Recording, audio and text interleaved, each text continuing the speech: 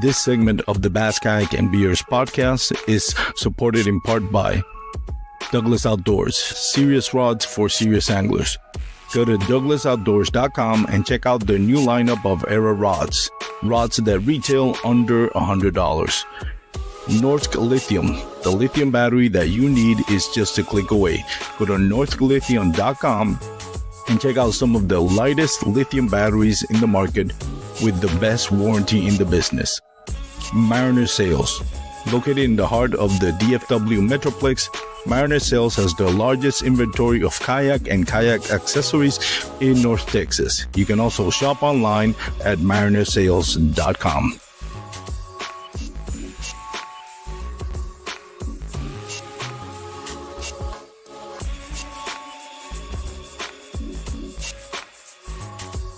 What is going on, everyone? Welcome once again to the Bass Kayak and Beers podcast. This is a real life segment with your boy Armando. I really appreciate you guys tuning in. We got a late start today. We're supposed to be at 7:30. My client was running late, got into traffic at 35W with a huge car accident. Hope everybody involved in the car accident is doing okay. It looked like a really, really bad accident. So we had to push it back to 8, but I appreciate the flexibility of my guest for today, Christopher Delgado. I keep kidding. Christopher Blanco. It's so funny. I put in the thumbnail Christopher Delgado because I have a friend of mine who's named Christopher Delgado. And I keep calling him Delgado, and it's Christopher Blanco. But anyways, Christopher is from Urban Fishing TV. If you follow him on social media, if you don't, you should. Great content creator, especially on Instagram. I love his reels. He was recently at ICAST 2025, which I didn't get the chance to go this year. So he's going to be taking us through his ICAST experience. We're going to be talking about some of the new releases on ICAST that he got a chance to see. And like the title, the thumbnail mention is the good, the bad, and the ugly. This is kind of like a theme I've doing for the last 3 years with this episode that we do after ICAST, which is we talk about the good things that we saw on ICAST, the things that are not so great, and then the ugly part, which usually for a lot of you involves the copying baits kind of thing, which, you know, some of you keyboard warriors get really angry, and I don't blame you. But anyways, we're going to bring in Chris and keep this intro short. Chris, how you doing, man? Hey, how are you? Good evening, Armando. Great to be here. Very excited. Excited that you're here, man. I followed you on social media. We haven't had a chance to talk. I know you won one of the rods in the giveaway, right? Yes, Didn't sir. you win one of the rods with the last giveaway I did? You got the LRS rods from Douglas Rods. How are you liking those rods? Be honest. I like it. No kidding. So it's basically my new jerkbait setup. So I got the medium version, and it's a lightweight rod. The spine. So when I look at rods, one thing that I check is really how they spine their rods, right? And that one was spined well. It made sense. So that's something that I look at, and overall I'm happy with it. Definitely, and obviously for free makes it much nicer. Oh, and by the way, for those that are watching, I purposely did not ask him this question in the pre-recording because I am upfront about everything, even when it comes to my sponsorships and the companies that I deal with. I don't like to sell people and stuff or rehearse those stuff too much. So this was an honest question that caught him off guard. I had no idea. What he thought about it. We did talk about ICAST and some of the stuff that went on in ICAST, but first of all, Chris, what was was this the first time you went to ICAST? Can you repeat that again? I'm sorry. This is your first time that you went to ICAST? No. This is my 5th year. Is my audio okay? Yeah, it's okay. Okay. Yeah. This is your 5th year. I didn't see you last year. Maybe I didn't get the chance to see you. So go ahead. Yeah, last year I was with Life Bottom Wear and Redbone Rods, which is the company that I've been with for the most part. That has changed throughout the years, right? I used to work a booth the whole show, but now, as I work doing content for them, now it's more of a, I help with the setup, work a couple of hours, and then I'm free to, roam around and look at everything that's on the show. Cool, because that's the same deal I got with Douglas. This year, the main reason why I didn't go this year was because Douglas wasn't going to be there. but that's the same deal. They help, they pay my entry fee, and then I work for them a couple hours, and then I'm free to do whatever I want in ICAST. That's Yes, sir. the best way to go about it. If Mm-hmm. you don't have to pay for the entry. But cool, man, that's awesome. What let's get right to it. What are some of the things that you saw, and then I'll ask about some of the things that I'm curious to know about. And Mm-hmm. by the way, for those watching, put up in the comment section any questions that you have about ICAST. Please put in the comment section. We'll get them answered. So let's start with what you saw and what you liked about ICAST first of all. Yeah, so this year was very interesting. Throughout the years, I've seen how the show has changed, right? Yeah. So when I started 5 years ago, we didn't have as many Chinese manufacturers or Chinese conglomerates going into the show. This year, or well, the last 3 years, we've seen a lot more of that. And this year, I guess, and I've heard, through some other podcasts that kind of the show decided to slow down that the trajectory that the show was going through, and you saw like less traffic, right? So I would say it was a weird year because day one of the show was actually pretty slow. With that being said, I think it was much better because what you would see on each booth was more engaging conversations. This year was big for me. Like I engaged with so many companies, and I was able to have more than 30-second conversations, talk deeper into the products.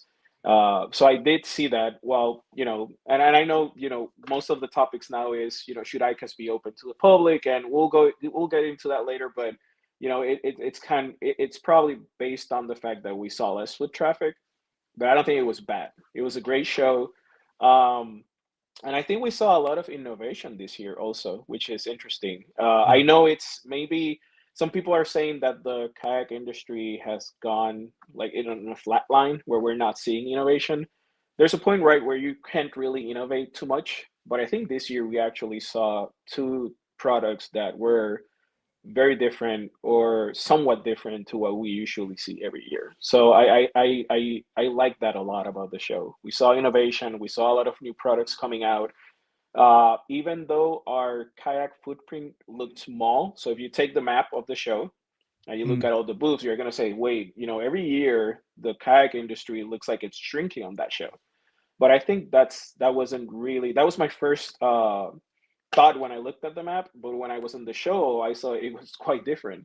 Actually, there were so many conversations revolving kayaks around the show. It's crazy. I didn't expect that. So, I think the industry is in a good place. Obviously, we're not on the peak of 2020 where, it was COVID and people were doing outdoor stuff more than ever. Mhm. But I still think that, we have big companies coming into the industry, which tells you something, right? It means that, Yeah. there's growth there. There's an opportunity for growth.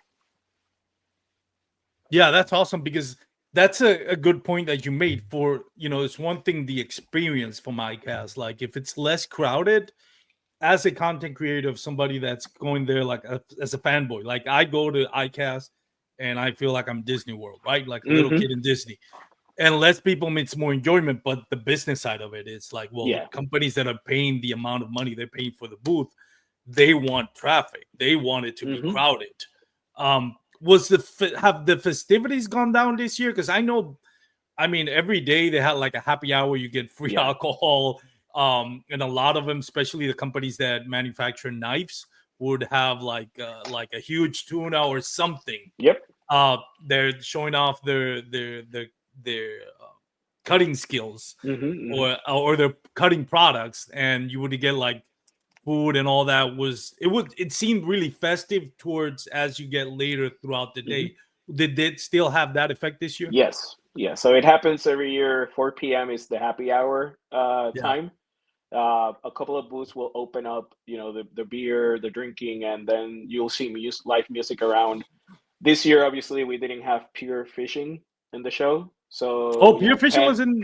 pure fishing wasn't in the show. So that's about $2.8 million investment right there on the show, and they Yeah. operate like a big space of the floor, Oh, it's and they have a huge. lot of they have a lot of events and stuff that didn't happen. So obviously we didn't see that, but there's still sashimi. There was a lot of food around. it was definitely it's a tradition that I don't think will ever change, right? In reality. Why do you? I didn't know that peer fishing wasn't there. Like peer fishing is such a big part of it. Is there? Have you heard anything like through back channels as why peer fishing wasn't there? No, I think in all honestly, if you look at ICAST, right, it's a trade show, Yeah, and companies, they look at whether is the juice worth the squeeze, right? yeah. And in shows like this, you're investing 2.8 million, which is a number I've heard. I don't know if it's true, but if you really are not getting that through the marketing efforts that you do in that show, then it's really it's great to be there, right? And you don't want people to talk negatively about the company, but peer fishing is huge, right? Yeah, They sell across. So I think it's more of a of an investment made, a financial decision made by them. I think like when you look at ICAST, right? The point of ICAST is for manufacturers, retailers to getting to business, to get everybody that it's in the business side of things together to exchange exchange contracts, exchange, Hmm. I have a store, you have a product, I want to be official retailer kind of thing. Then there's the content creators, which pushes the products to the masses, right? But there's no real, I'm going there like in Bassmaster expos or the classic or Redcrest, where you actually, there's an expo where people actually buy stuff, and there's Correct. hundreds, if not millions of dollars being exchanged over that week or weekend in the Bassmasters Elite or Expo, Classic Expo, I should say. That's not the money's made in negotiations. And when you look at Pier One, like how much big are you gonna get?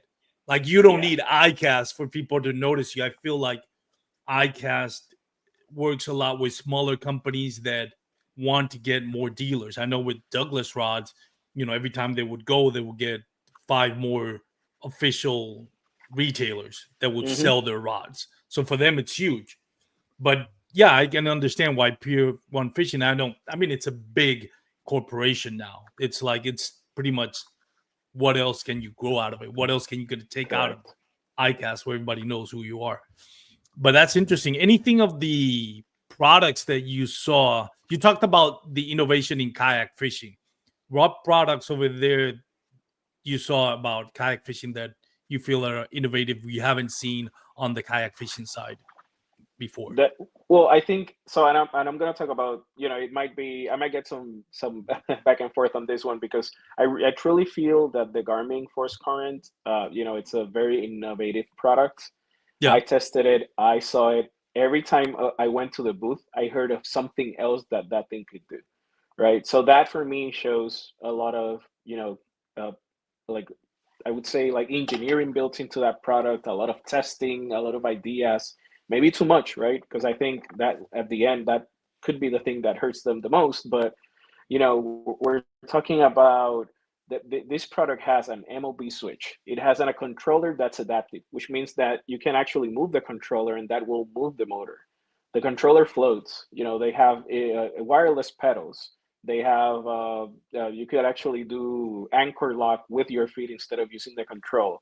You can integrate your motor to your chart plotter or to a Garmin watch.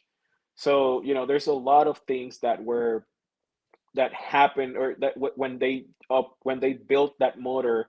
I guess a lot of ideas that came together and happened, right? So do I would I buy the motor? I myself would not. I just I think it's very expensive.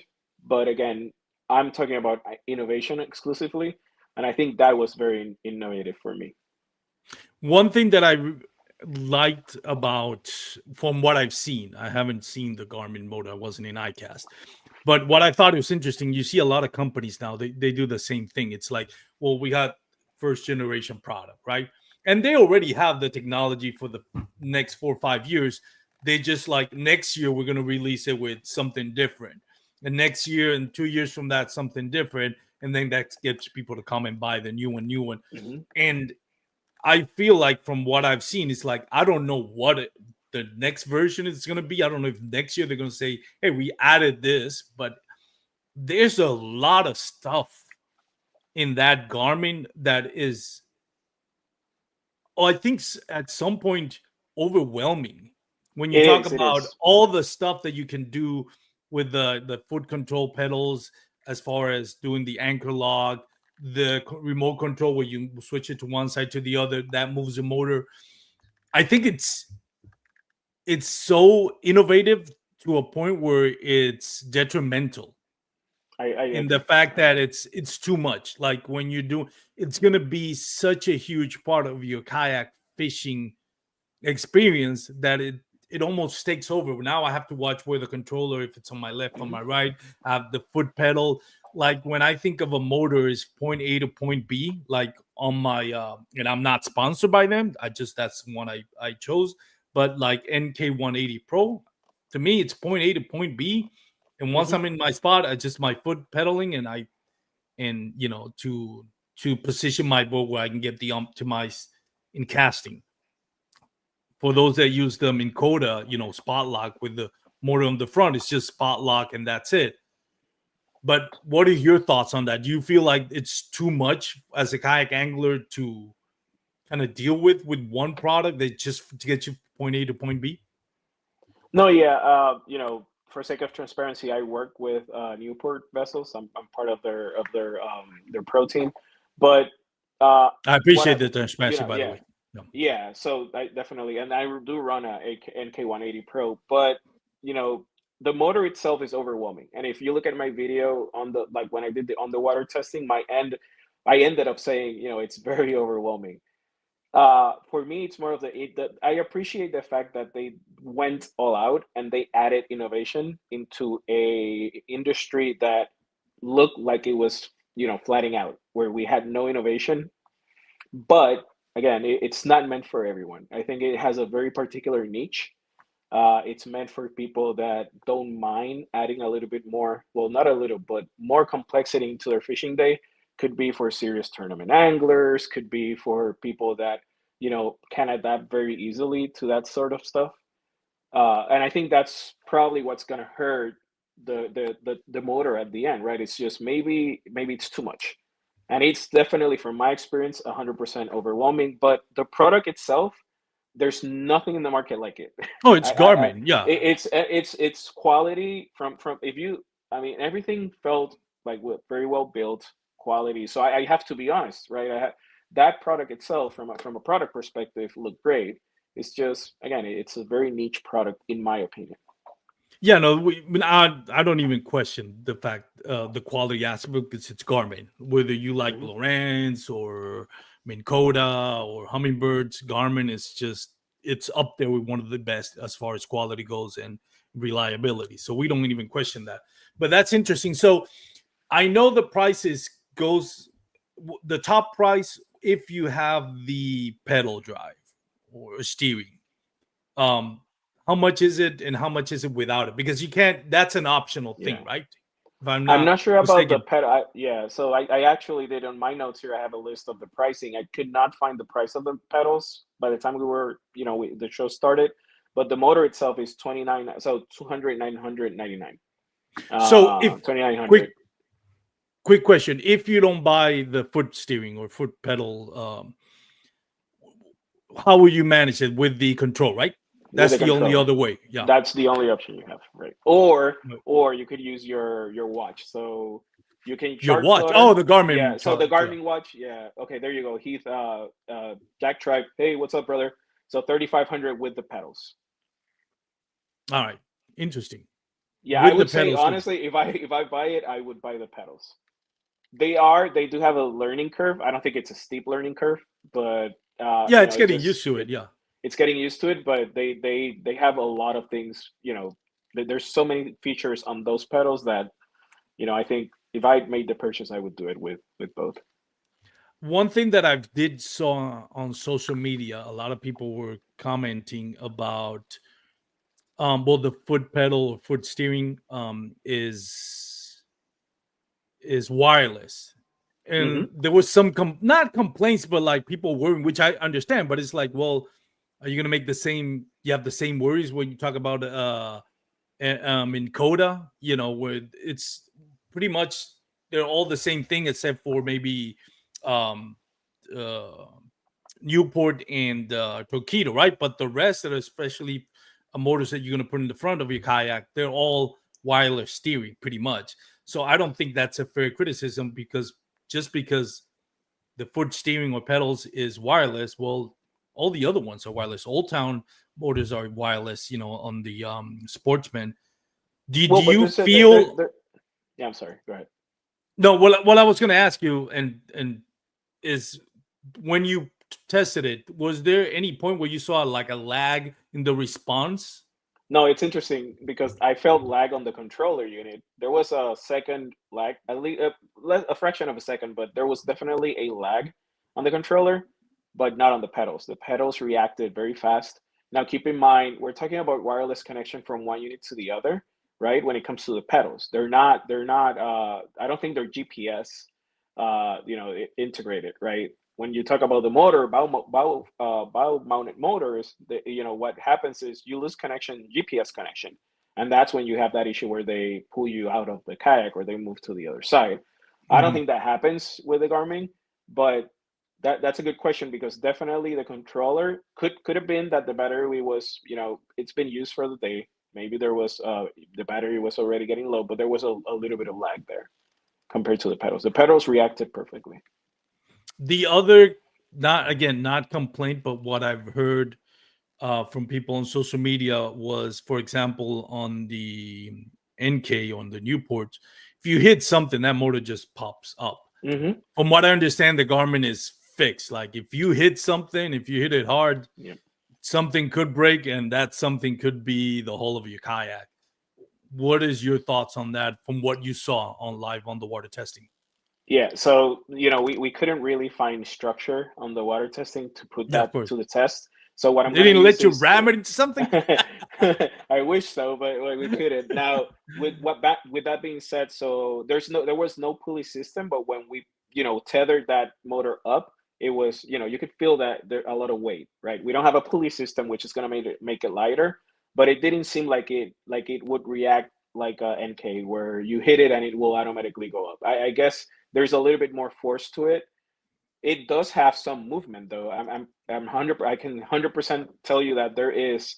If you hit it very hard, it will come up. But I'm wondering, how fast will it come up? Will it be with a small contact, or does it have to be like a very strong contact that will push it up? That I don't have the answer to. So it's not fixed in place. It does have It's what? not. Oh, okay. As for some reason, I thought it was, from what I heard, that it was fixed in place and you couldn't uh, open and close it. We'll talk about that later. What other things about that Garmin are we missing? I think we went over it for the most part. I think what's going to happen now, you're going to start seeing people use it, and you're going to see a lot of the user error, a lot of the issues, whether it has issues or not. Uh, Again, it looks like a very well built product. I don't foresee issues like that. And then it's backed by Garmin, so I have to give them credit for that. They're a great company. My graphs are Garmin, right? My Yeah, life scope is Garmin, so great customer no, they're service. best. Um, how fast do you think that? Well, it all really. I kind of hate that question when people ask me, "How far is your NK 180 Pro?" It's like it depends on what you have on your kayak, how heavy it is, and Hmm. what the um what the weather is like, right? If you're going against current, against wind, and Yeah. all that. But as far as you can tell, I know you were testing on a pond where there's no waves. Did you feel like it had enough power, or do you feel like this is going to be something? It's like, man, you're going to have to be patient to get to your spot. It's going to be kind of like the Old Town Sportsman, where it has a motor, but it takes a while.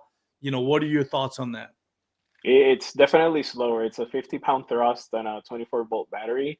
I so the day we did the underwater demo day, there was no wind and no current. Obviously, it's a pond, and in reality, I was running 4.2 mile per hour on a XTR 130. I weigh 200 pounds, and let's say the kayak weights around 170, maybe 200 pounds. Not sure what the specs on the XTR are, but I was running my highest speed was 4.2. That's Okay. without your tackle, your rods, your jack attack So that black is packs, kind of anything. what was the kayak that you were using on The testing XTR it on? 130. It had Excellent. two. Yeah, it had two shares, two graphs, so those do add weight.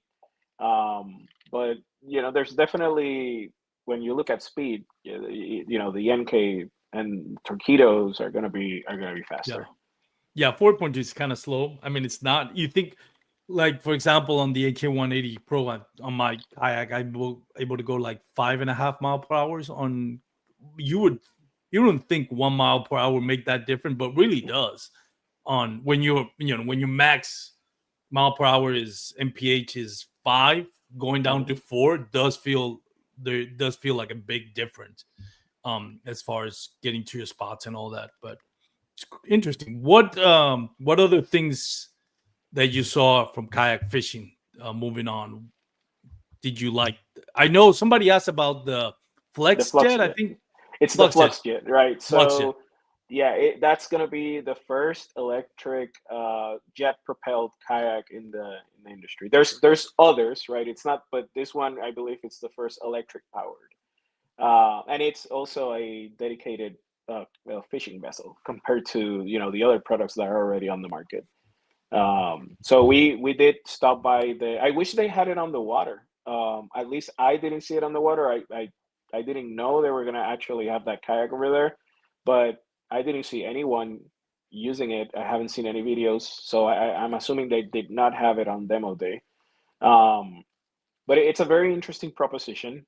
I do feel that if we look at it from a innovation perspective again, we're taking out the propeller of our propulsion, which will allow people to not have many issues with grass.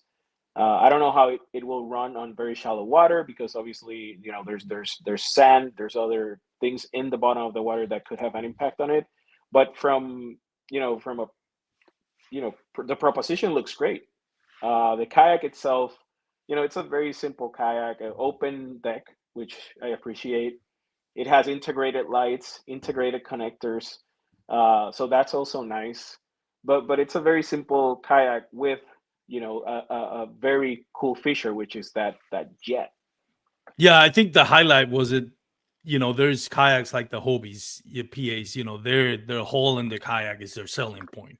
The whole Hmm. design XTR, their selling point is the whole design on the kayak. Cause it's easy to customize, big space. You can do a lot of things. But on this kayak, I mean, the headline is the motor.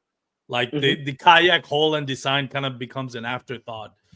Um, Without being tested, we really have limited information on it to comment. But I think what's interesting would be, I would assume it would probably be faster than any other motor out there, motorized kayak, probably just because of the design. It has less drag.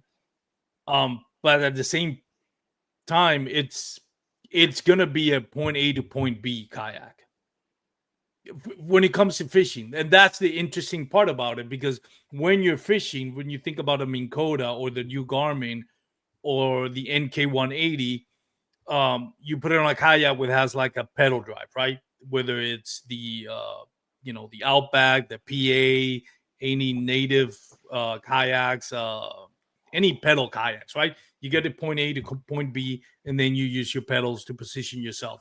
On this kayak, there's no pedal drive, and it's that motor to me is strictly point A to point B. You're gonna get there, I assume, quicker than any other kayak. But once you're there and you actually gonna start fishing, that's going to be interesting, because from what I saw, it doesn't have a skeg. How are you going to maneuver yourself from, boat position yourself Hmm. to get the most out of your cast? You're not going to have a pedal drive from what I see. You're still essentially going to have to cast and position yourself with your paddle. So I think people need to understand that. The concept seems interesting, but the practical aspect as far as applying it to fishing, I just don't see it. And maybe No, that's yeah, why they I have, yeah. mean, like fisheries like Florida, they're shallow water fisheries, so there's ways around it. You can always add a micro pole, Yeah. and that will help you, set up your where you want to locate yourself for fishing. But on deeper fisheries, you might fall into an issue where you don't really, unless you have two motors, right? Unless you have a Yeah. bow mounted motor. Some tournament series are allowing two motors nowadays, but it's not the common case for the bigger national trails. I don't think there's any national trail that will allow two right now. No. So again, it's an interesting proposition. I again, when I look at these and I say, I think it was a good show because we had that. I still think it is because there's innovation, there's money put into the industry. Whether these things are successful or not, it depends on the value proposition. Are these good for the customer? Do they fit a niche that provides enough, revenue stream for these companies to last, for long years? So Fluxjet is a new company that's coming out, right? That's actually the name of the company. The kayak itself doesn't even have a name, but it's been backed by big investors. So are these, is this thing gonna work out, and are we're gonna see more products coming out from them? Again, those are new opportunities that we're seeing in the industry, and I really appreciate that. I feel like it's a sell on the technology. I don't think, from what I saw, and again, I could be wrong. I wasn't an ICAST. I'm just going by what I see on social media and the feeds. But I felt like they're trying to sell the technology to kayak manufacturers instead of selling the kayak. I could be wrong, but it feels like, I mean, one thing is to build that technology, and now you have to build a fishing vessel around it. And with what Ex Bonafide is bringing, Hobie is bringing to the table, I mean, those kayaks are so customizable. They're such built so it makes it easier to fish out of, Hmm. that's a whole different investment on it. So I feel like that company, knowing what you just said about not even having a name for the kayak, it's more like we're trying to sell this technology, and hopefully I think the selling point or the idea is sell it to already a company that builds kayaks or fishing kayaks, and then have them um, build the kayak around it. Could be wrong. It's just the feeling that I got out of what I'm watching, again, without being at ICAST. No, and that could be the thing in the future, right? These companies operate. These companies are for revenue, right? And if they see potential, the upscale. Well, let's say you can upscale your business and get enough revenue to operate to be very profitable. Then maybe you do it yourself. But then if it's not working out, but you still have like a very good technology, there's opportunity to go and partner up with one of the bigger companies and integrate that motor into another vessel. So there's a lot of opportunities.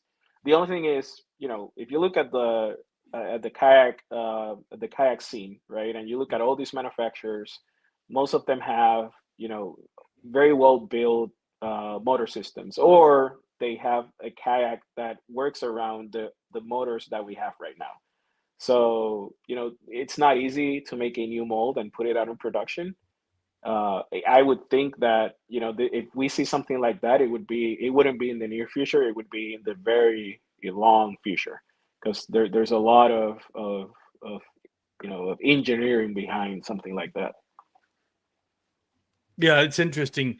Um, I really like the concept of it. I just want to see how it applies to kayak fishing. The Hmm. concept is interesting. It's just, is it something that can be used in kayak fishing right now with everything that we already talked about? We don't have to go into details again.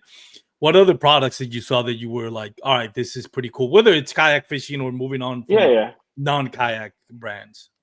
Yeah, so again, for sake of transparency, I work with Noqua, but I think they did something, that's important. I think they took a product that they had envisioned for a while, originally, which is the stick and glow nav light kit, right? They built a navigation light kit, but then they added the safety components, right? Having an SOS light included is great. So, I think I appreciate that, because now we're talking about something that, we've talked about for the last couple of years, where now there's more incidents in kayaks than ever, whether it's, negligence of the person, maybe it's not even fishing related, but the more safety features we add to our boats, which are, obviously are heavy boats, they're motorized, they have a lot of electronics, a lot of things that distract us from the day to Yeah. day in the water. I appreciate that. So I think that product itself, it's a great idea. The price, $60, $67.99 is not a price that's out of whack. I think it's a very decent price for a light setup.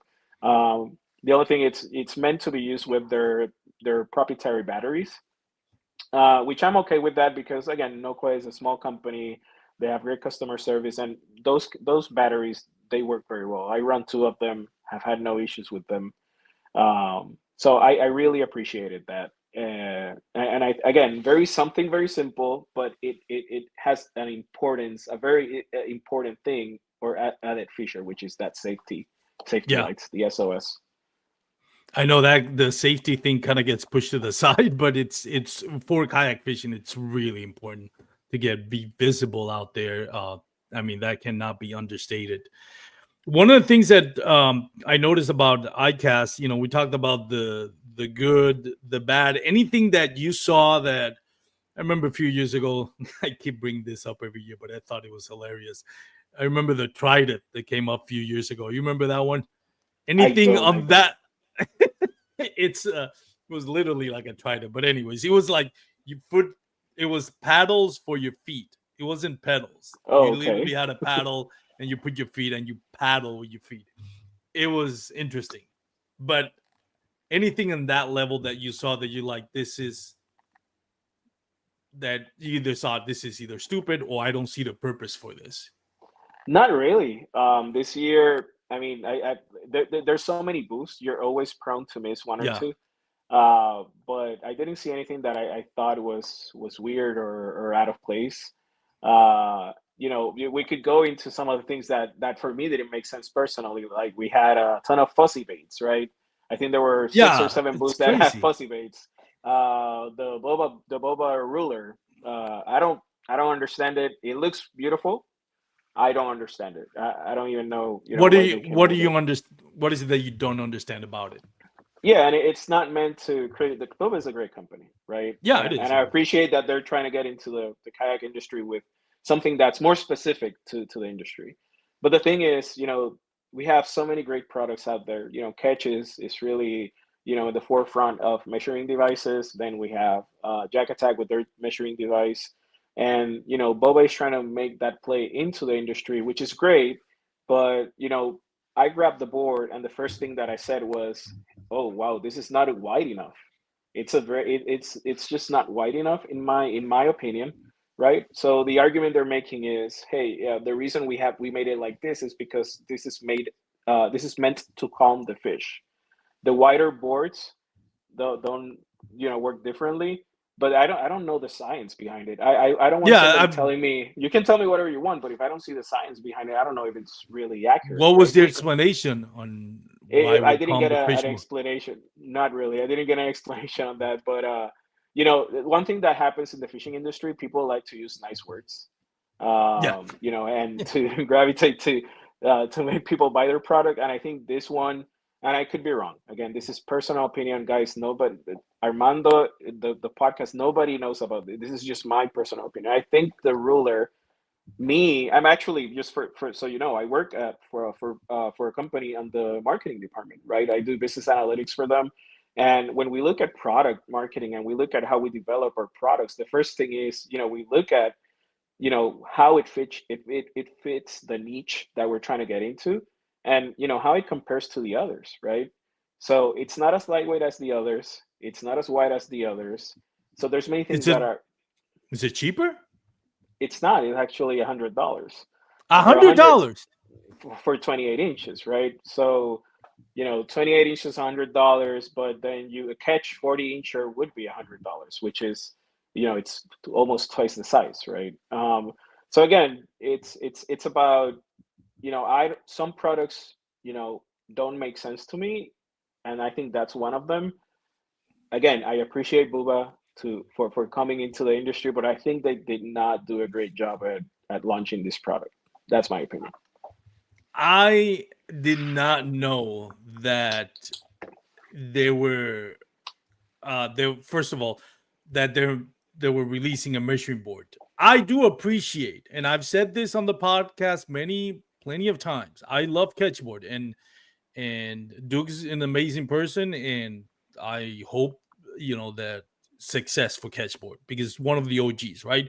Before Hmm. we had the Catchboard, we had the Hawk Club with a lot of people. We all know all the stories. People, you know, easily manipulating those boards to make it look like they caught a bigger fish than they did. But having said that, I don't. I appreciate the competition. I think it's good that there's competition in. I don't want one company. As much as I love Catch, I don't want just Catch to be the only one selling products. I appreciate Mhm. having different companies actually build the same products because it pushes innovation. It pushes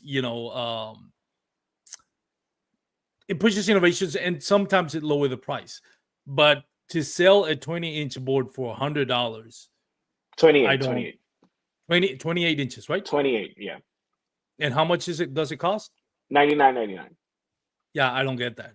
That's Yeah, that doesn't help. That doesn't help out as at all. yeah. That What's is cheap. interesting is that it actually got approved for Bassmasters already. So I thought that was interesting.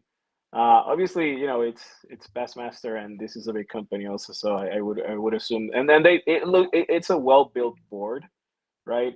There's no question about it. The product itself looks Yeah, great. It's just there's things that are missing, right? Even the etching, the number etching on the border. You know how Catch has it on the edge, right there on the edge of yeah, the border. They have it a little bit down further, so the fish, it's not wide enough, so the fish is gonna cover that. And there's been situations on our tournaments where those numbers are needed because sunlight is hitting the board a certain way, and you can't leverage the center of the board. Then you have to leverage the smaller numbers. I've been through that a lot of the times here in Florida, and it's just not a product that I think was well thought out. yeah. I I don't know. I'm all for competition. It helps consumership, but I don't understand that. I don't understand why. I didn't know it was that high of a price. I thought, if anything, well, at least lower price makes a little bit more sense if you want to, as long as it's approved and you don't want to spend, an extra few dollars on a board, which I get it. I've always said when it comes to kayak fishing, if you're gonna spend money, it's better. If I'm gonna spend an extra few dollars, it better be something that's gonna help me catch more fish. Like if I get a Hmm. rod holder that can do the job and it's company X and it's like $10 cheaper than any other company that's making a rod holder, I'm getting the cheap rod holder because it's just to hold the rod. Like there are things that you like lithium batteries. Yes, I'm gonna Hmm. spend a few more dollars to get a good lithium battery. Rods, reels, yes, I'm gonna spend more money. But like a measuring board, why are you gonna spend more money on a measuring but just a measuring board? I don't get it. Yeah, In yeah, my yeah. personal opinion. If you're gonna bring that product and compete with Catch and with Yak Attack, you better bring something that's cheaper, at least in price, not necessarily Yeah. quality. But to jack up the price, doesn't help us as consumers in this space. Doesn't help us at all. If anything, drives up the price for the competitions. Now they can sell them for more expensive, which I'm Hmm. not saying they will, but it opens that door. Correct. Yeah, and I think obviously boba plays on the saltwater scene a lot. So some fit like trout, for example, will fit on that board perfectly, and that's great. But if you look at the bass tournament angler, I don't think that product fits well on Yeah. that niche. So I'm thinking that they actually are putting themselves in a position where they're not entering that market the proper way. That's what I Mm, think. definitely not with that price. Glad we talked about Yep. that. Yeah, that's definitely Yeah. goes into the bad part of it. Um, what what other products did you saw on ICAST that you liked that even if it's like not directly involved with kayak fishing? No, Oh, there's still more. We have the native go ahead. hammer. We haven't talked about it. That's the So the one I was hammer, about yeah, to ask you. Yeah, let's talk about the yeah. hammer. I forgot about that one. So the hammer, I appreciate what they did with the hammer. But by the way, What? for So those quick side note, and I truly apologize for interrupting. For those that are tuning in, um, what is the hammer? Like, yeah, so I'll let you explain it. the hammer. It's so basically native. Upgraded their Slayer model. Yeah, Now what we are seeing is if you look at the old Propel drive, that was a drive that if you wanted to put it out of your way, you would have to either I used to have an native 13.5, so I would have to take it out of the compartment and then push it back. So what would happen is that the Propel was really sitting in the middle still. So what they came up with is basically a way for you to actually push that pedal back and store it in a way that it doesn't bother you. I think that's very nice. Native has a big following, and a lot of people love their kayaks. So Yeah. for that type of consumer that uses them, that was a good move. And I think the other thing that's very important for that kayak is the actual battery storage that it's below the share. One of the main issues that that kayak has is the storage is too narrow, too small. So now what they did is they opened up that compartment much. It's much bigger. It will actually fit the NK Pro battery, which is it's a flatter battery, but it's wider. It will actually fit it without any issues. So again, I think what they are doing there is they're actually hearing to the customers' feedback and they're applying those changes, making it better. So I think that's a great move by them. The kayak looks solid. You can see it on I do have a video up on YouTube. Very not much has changed, but the things that changed were the things that needed to change for that kayak. So I appreciated that. That's good. That's what you want to hear when there's changes. Are they improving the product, or are they Correct. making Yeah. changes? I hate it when companies just do a change in a product just to kind of stay trendy. Hmm. I want, if you're going to make a change, not just for the sake of making a change or becoming trendy, it's just functionality of it. Yes. And I haven't used a native Slayer, but I'm glad you brought that to the point. And my point when I was interrupting you, I wanted for people to haven't heard what the hammer was. It's I wanted to explain that first. The hammer is, we're talking about the new native kayak, Correct. which is actually they're fading out of the native Slayer, right? It's not like they still have the Slayer. This is going to be their new model, and the Slayer is going to be discontinued. Do you know anything about that? I don't know that, but I would assume that that's correct, right? Why would you keep the old propel drive? Um, they're very similar boats. They're basically the same boat, other than a couple of changes. So why keep both in production? But I don't know the answer to that one, honestly. No, I'm assuming they did. I don't know how much. I know Native and Bonafide. I think they're the same company now. Correct. Well, not the same Yeah. company. I'm curious to see how much Hans Snoot was involved in the design. I'm assuming very involved, if not leading the project, but Yeah, very he's involved still in it. very involved, yeah, in those Yeah, projects. yeah. The great dude, by the way, and great kayak designer, Oh yeah. Oh yeah. engineer. Yeah, very good. All right. So what else we got What that else? we Let's haven't see. talked about? There's a lot for a show that had such a. People were saying it was a small footprint on the kayak scene. I mean, we've been here for 48 minutes and there's still more, right? I know that Ray Blaza did a very good job this year. They came out with two products. So one of them is gonna be the what is it? The stealth camera boom. I think that's the name. So it's basically there. I don't know. I actually still use it. The old camera boom, what they did was they added, it now it's collapsible, it's carbon fiber, and it's used to be it has that stealth, let's say engineering or whatever, where you could use your 360 camera and you won't see the stick. Oh, cool. So that was very cool. MSRP is around $180. It is pricey. 180. Damn. Yeah, it is pricey, but again, they do have, it's a carbon fiber build. It's collapsible, so I don't think it's too much more than the Yak Attack Panfish Pro. Boom stick So bench. Oh yes, yes. You're right. I'm sorry. Go ahead. yeah, so basically, I appreciate the fact that these companies at least are trying to bring out product that it's different. They're not rehashing the product; they're making it better. We live in an age where sadly prices are going up everywhere. It's not meant for everyone, right? If you can't buy it, then it doesn't mean that the product is bad. It's just not for everyone. Same stuff with the Garmin, right? I can't purchase it. It's a great product, but it's not for me. So um for reference, the actual Panfish Pro camera for Yak Attack, I'm looking it up. It's actually $100. oh, So so a significant so it's difference. Okay, I yeah, it's thought it a was very similar. $80 difference. It's a Yeah. lot just for something to hold your camera. Again, I appreciate the innovation, but that's a lot. No, yeah, I mean, but I think they did a good job. They were very vocal on their booth. They had a lot going on.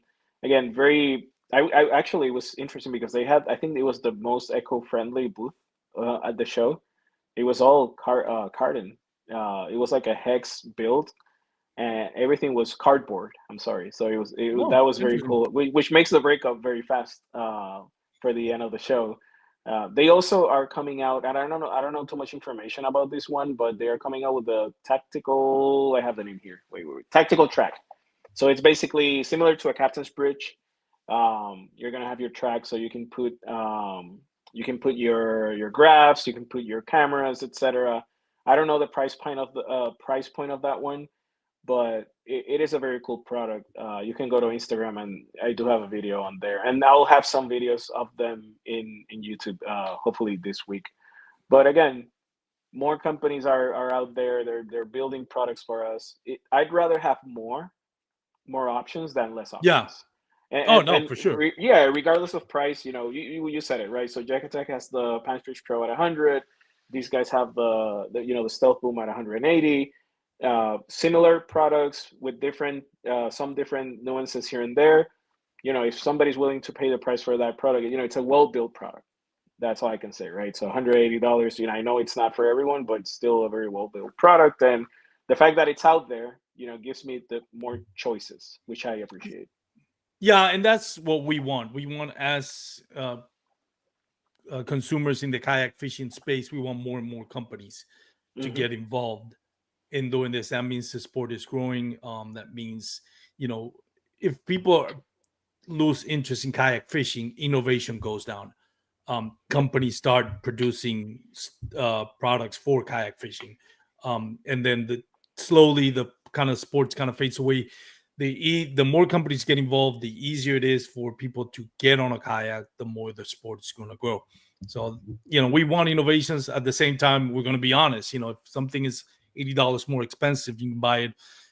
I go back to that. If something just to hold a camera, you know, is $80 worth the difference?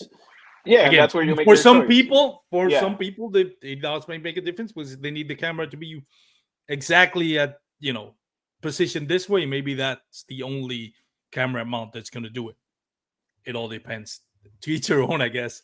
Um, as far as Yak Attack goes, I know Yak Attack, to me, as far as a 3D printing company, it is their quality, their innovations with respect to Yak Gadget, Railblazer, Yak Gear.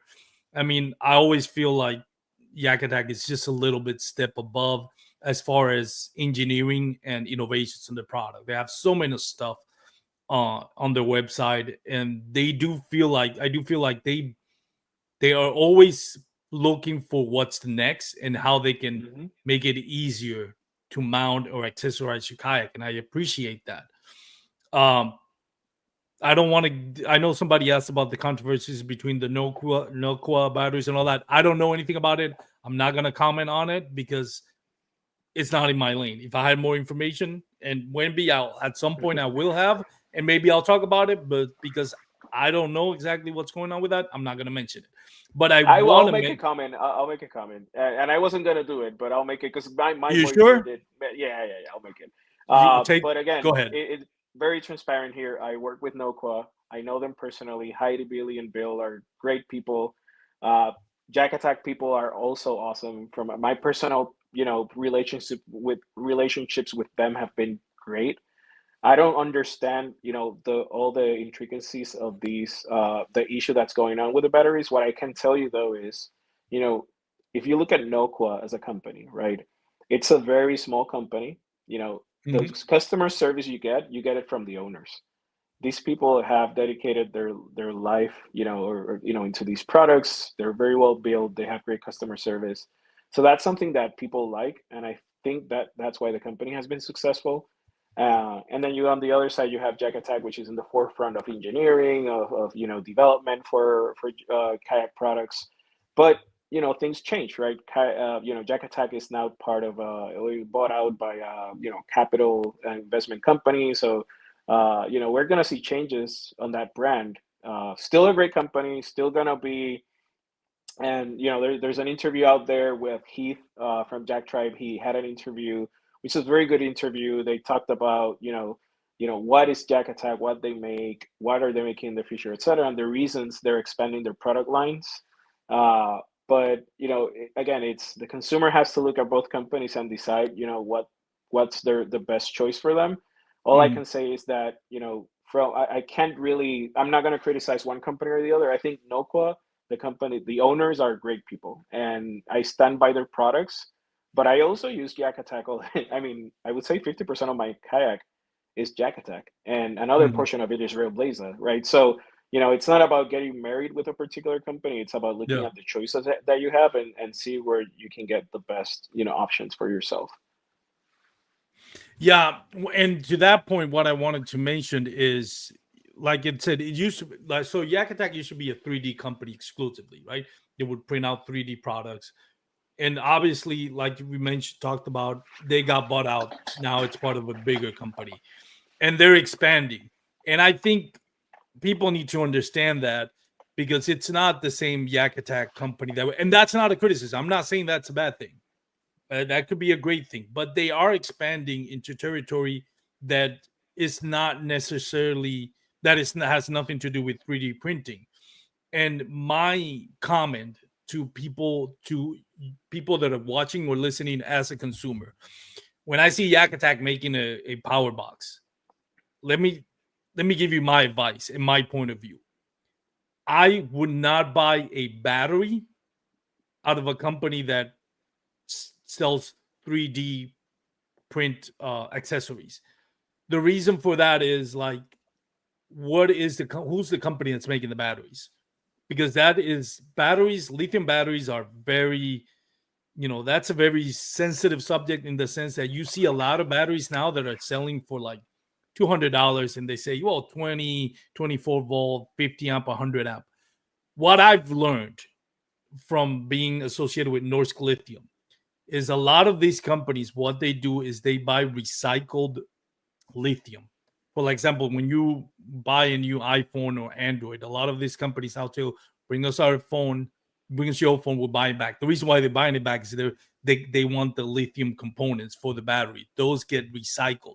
A lot of these companies that sell very cheap batteries, I'm not saying Jack Attack is one of them. I'm not saying that's what's happening with their power box that they just came out. What I'm saying is, do you, not you, Chris, but people that are purchasing a battery, do you know where that company is manufacturing their lithium? Is it a, second grade recycled component that is going into that battery, or is it a battery that is a brand new product manufactured? And be transparent like you are. I Norsk Lithium. And one of the reasons why I love partnering with North Lithium is they have a 10-year warranty on their batteries. Why? And if you buy the charger from them, because every charger is depending on what volt and what amp you're using on your battery you're buying. It's just not like you can use any charger with any particular lithium battery. A lot of times, depending on the lithium battery that you're buying, you may need to buy a special charger for that battery that goes within the amps and the voltage. If you buy the charger from them, then you add another 2 years, so you get a 12-year warranty. The reason for that, I'm not trying to sell you a North Lithium.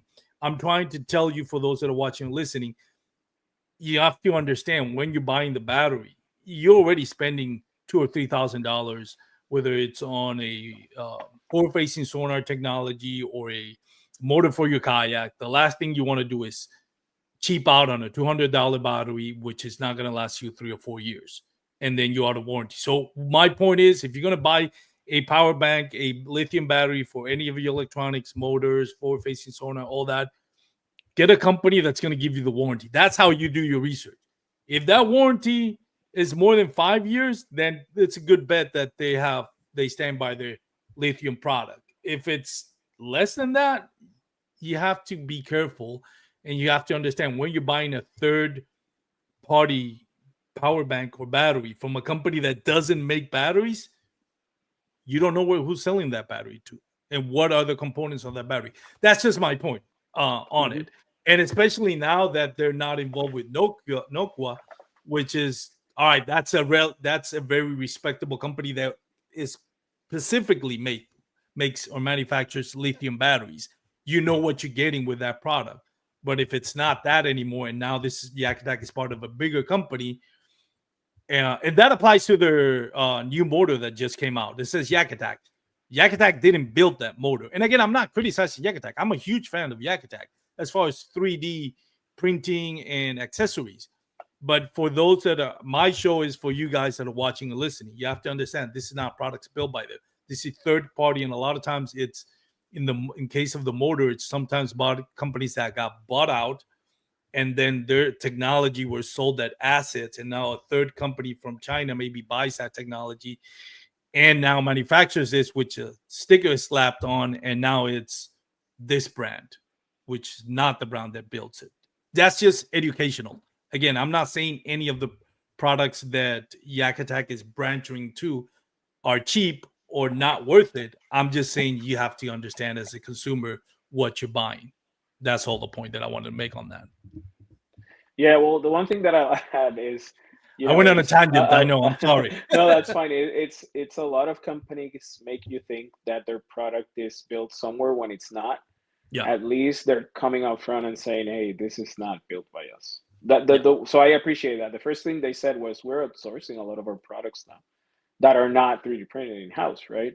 So the confusion with the motor, I'll talk a little bit about it, is people thought that they were actually just rebranding the motor and doing a higher sticker price. But there's a couple of things that are wrong about that. It's a misconception. So the first thing is, there was a way to find the motor, the Chinese motor, cheaper through Alibaba and different ways. But in reality, the price point that they have is the same as the Chinese motor.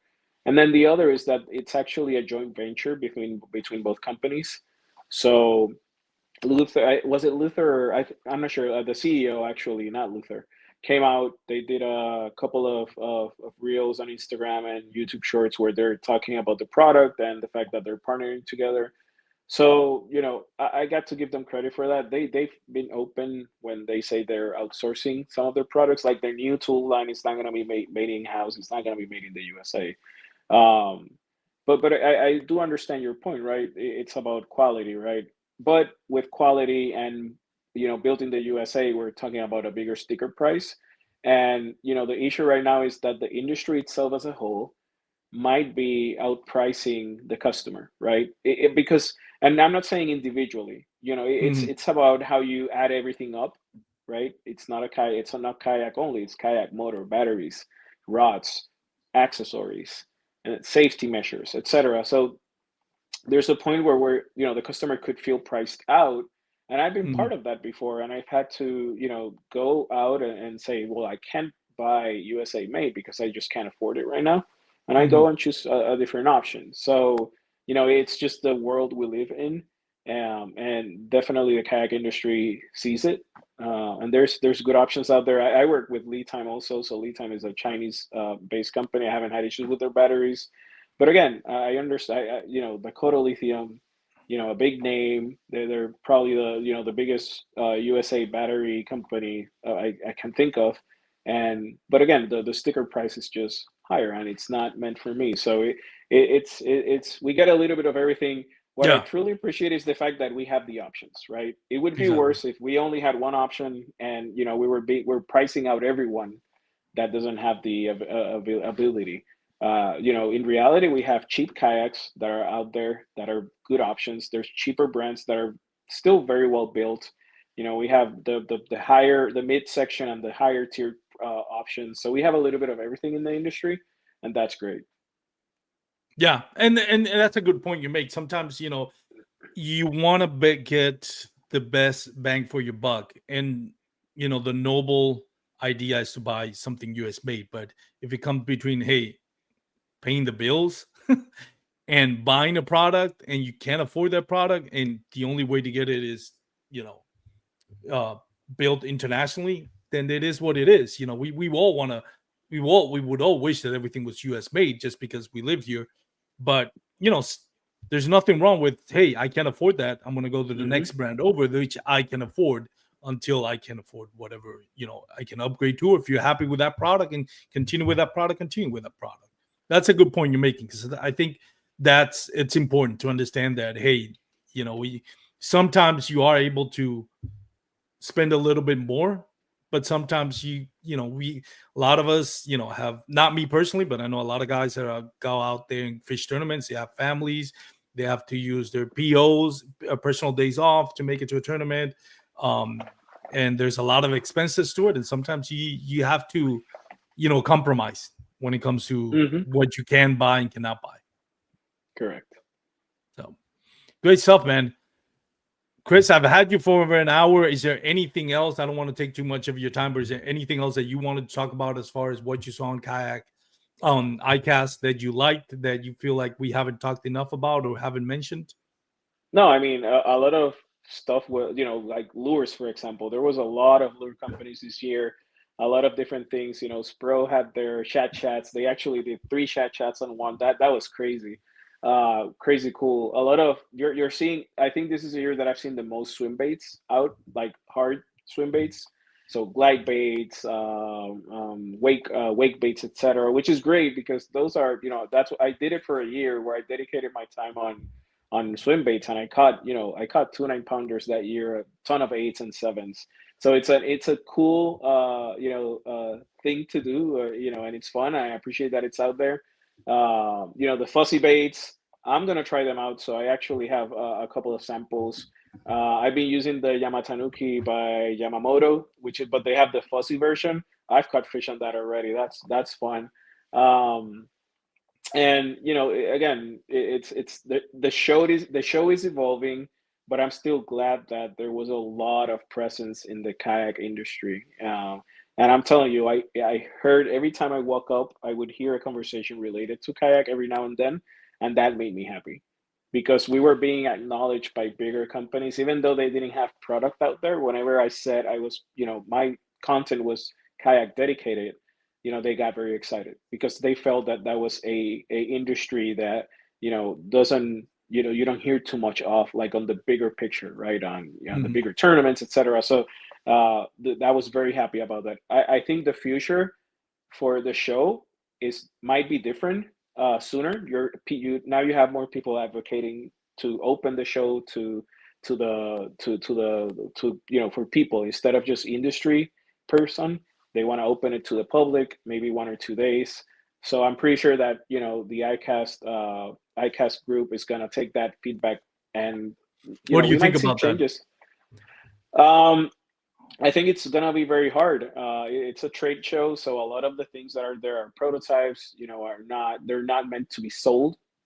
Yeah. When you open it up for the public, you were talking about probably 3 or 4 more times the people that you currently have going to the show. So it's going to have to be more safety measures, Yeah. because people do steal stuff in ICAST. I've seen it every Yeah. year. Yeah, This year, every. I never Well, that's knew fake. That's fake. That's fake. By the way, the glide bait that was stolen, that was that was they fake. were that was fake. They were actually very.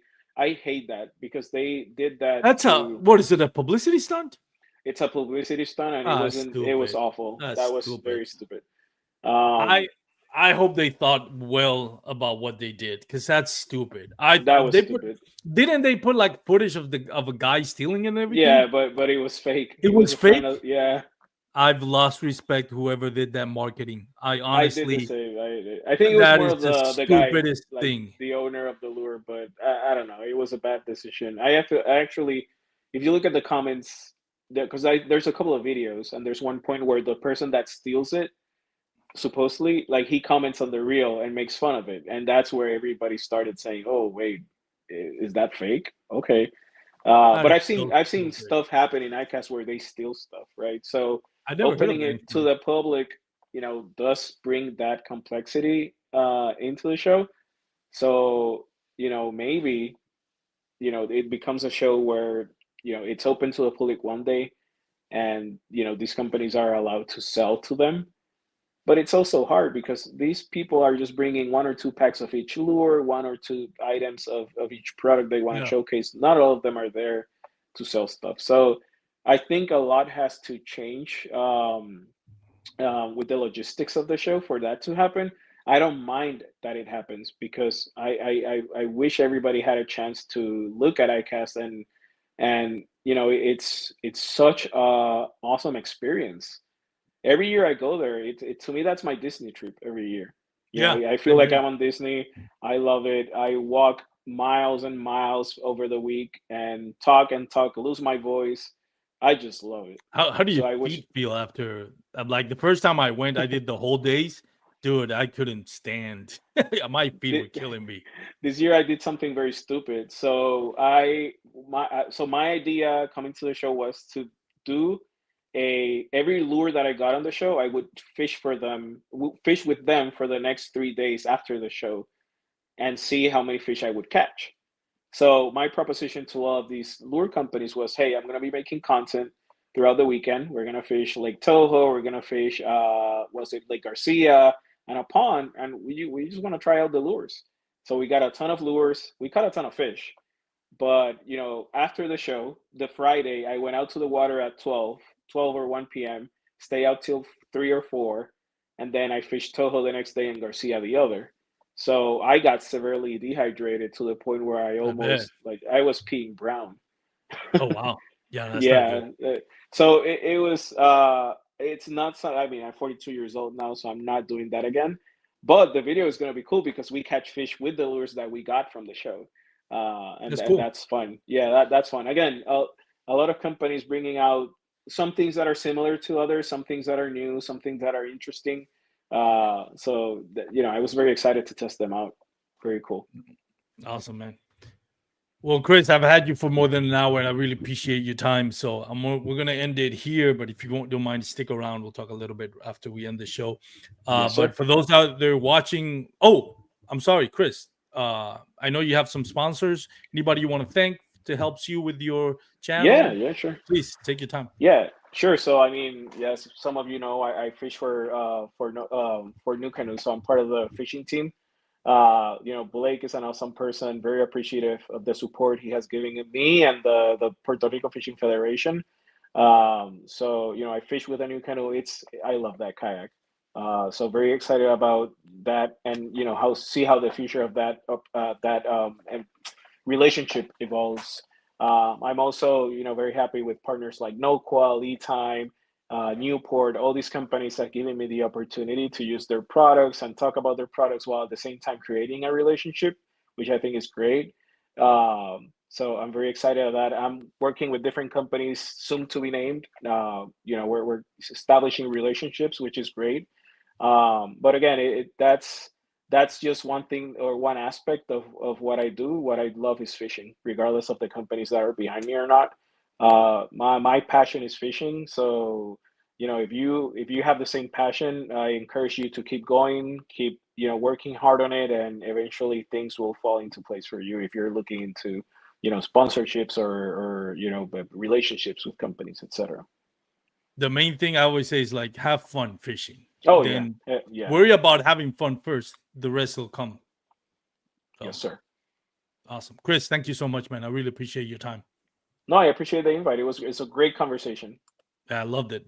So for those out there watching, listening, remember you can follow us, Bass Kayak and Beers, YouTube, Facebook, Instagram. We do have 2 shows a week. The Advanced Kayak Angler, hosted by Kurt Smith, which talks about tips, tricks, and techniques to help you enjoy your fishing experience. And then we have the live show every Thursday, usually at 7:30. We started late today, which we talk like content creators like Chris and tournament anglers more about the lifestyle of fishing. So, anyways, thank you for joining us. Remember, if you're going to be on the water, please wear your PFDs and have a great day, everyone. Thank Peace. you very much.